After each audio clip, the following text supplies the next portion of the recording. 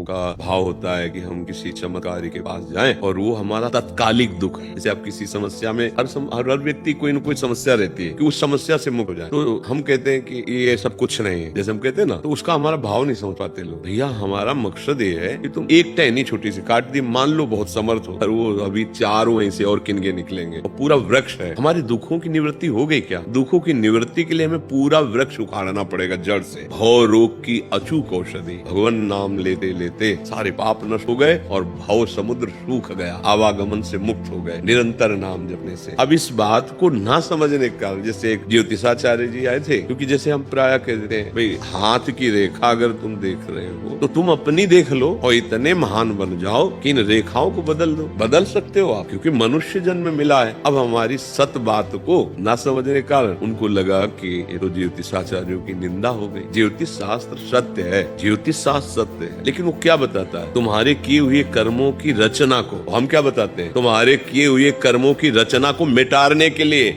नए भाग्य की रचना के लिए। हम पशु नहीं हैं कि उन्हीं भोगों को भोगते हुए मर जाएं। हम नए भाग्य की रचना करेंगे। किससे? राधा राधा राधा राधा। अब क्या है कि जितनी बुद्धि उतना समझ में। फिर वही आए थे दर्शन करने और कहा कि मुझे क्षमा कीजिए, मैं आपकी वाणी को जब सुना आगे चलकर कई बार, तब मुझे समझ में आया